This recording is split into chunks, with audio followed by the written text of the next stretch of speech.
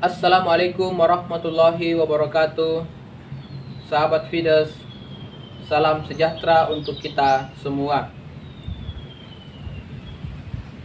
Berita di sosial media, tepatnya di salah satu media Amerika yang berkantor di Indonesia, VOA, yang beberapa waktu terakhir ini banyak memberikan berita kepada kita bagaimana misalnya warga Asia, terkhusus orang Indonesia yang mendapatkan perlakuan rasis di Amerika dan di banyak tempat lain di beberapa negara-negara bagian tempat orang Indonesia bermukim. Bentuk rasisme ini ada dalam berbagai bentuk kekerasan, bisa fisik, bisa non fisik, dan ini memang banyak terjadi dan dirasakan oleh warga Indonesia yang bermukim di Amerika. Wacana tentang rasisme dan pemikiran tentang rasisme adalah isu tentang hak asasi manusia yang tidak boleh dilakukan oleh siapa saja, dan orang yang mendapatkan perlakuan rasisme inilah yang menjadi korban utama dari perlakuan rasisme itu. Karena sebab rasisme adalah tindakan ketidakberperi kemanusiaan yang bisa didapatkan dan bisa dirasakan oleh siapa saja. Kalau kita misalnya juga melihat berbagai faktor yang memengaruhi tindakan-tindakan rasisme itu, ada gerakan rasisme yang mendiskreditkan satu agama tertentu sehingga penganut agama tertentu tersebut mendapatkan perlakuan-perlakuan yang tidak adil dan tidak manusiawi, satu faktornya.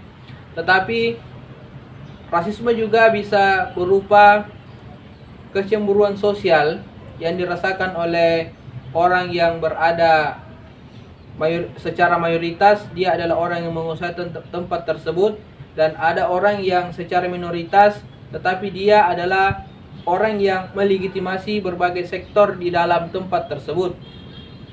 Nah, kalau kita misalnya melihat dan mendengarkan, membaca berita dari berbagai media bagaimana orang Indonesia yang bermukim di Amerika misalnya bisa dan berhasil survive terhadap kehidupannya pasca dia ke Amerika, berhasil meniti karir, pendidikan dan lain sebagainya.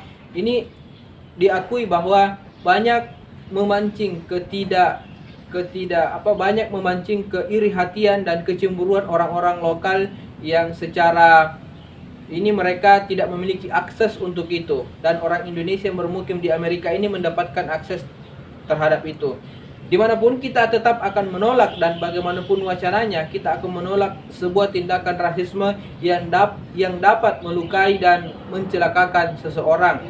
Nah, sebenarnya juga tidak bisa kita lepaskan secara serta-merta bahwa kekerasan yang didapatkan itu murni karena ulah orang Indonesia sendiri, ulah orang Amerika itu sendiri. Bisa jadi tindakan itu juga pemicunya adalah orang Indonesia itu sendiri. Nah, contoh misalnya kasus-kasus intoleransi yang terjadi di negara kita yang secara media itu terpublis ke berbagai negara. Apakah intoleransi terhadap warna kulit, latar belakang sosial, dan agama, intinya SARA, yang dilakukan oleh individu-individu tertentu kepada kelompok-kelompok tertentu, dan itu terekspos ke berbagai media. Ini akan mempengaruhi persepsi publik orang di luar negeri sana, sehingga bagaimana Indonesia direspon, bagaimana Indonesia dipersepsikan dan diimajinasikan. Kita tidak bisa pungkiri bahwa berita-berita seperti itu dapat menjadi stimulus respon bagi mereka untuk melakukan tindakan-tindakan yang berbau rasisme. Sehingga kita sebagai warga Indonesia benar-benar harus menjadi pelopor dan sentral terhadap penjagaan nilai-nilai toleransi, keberagamaan, sosial, warna kulit, dan lain sebagainya. Sehingga walaupun tidak 100% membuat rasisme akan tidak dilakukan kepada warga Asia, Indonesia khususnya di luar negeri sana, tetapi ini bisa meminimalisir resiko tindakan-tindakan rasisme yang terjadi di luar negeri sana. Artinya banyak faktor yang mengundang orang untuk rasis kepada kita dalam berbagai faktor, kulit kah, agama kah, dan lain sebagainya. Tetapi kalau kita juga melihat berbagai informasi media massa yang terjadi di sini, kita ada beberapa kelompok, beberapa individu yang secara ekstrim dan intoleran, berlaku kasar, berlaku rasis, dan berlaku tidak adil kepada kelompok-kelompok agama tertentu. Bisa jadi di Indonesia ia adalah kelompok minoritas, tetapi bisa jadi di luar negeri sana, misalnya di Amerika, New Zealand, Australia, dan lain sebagainya, bisa jadi ia adalah kelompok mayoritas yang menguasai berbagai sektor. Dan ketika ada kelompok minoritas yang ke sana, yang memiliki kapasitas dan bisa survive, dia akan menjadi bulan-bulanan rasisme. Artinya tindakan rasisme terjadi karena kita sendiri juga adalah pemicunya. Boleh jadi bukan kita, tetapi ada warga sebangsa, sesuku, dan seagama yang melakukan itu. Dan orang lain di luar negeri akan menanggap dan merespon itu sebagai tindakan rasisme, sehingga mereka juga akan melakukan itu sebagai sebuah bentuk pembalasan. Kasus di New Zealand penembakan di masjid yang menewaskan banyak orang-orang Muslim dan orang Indonesia terkhusus.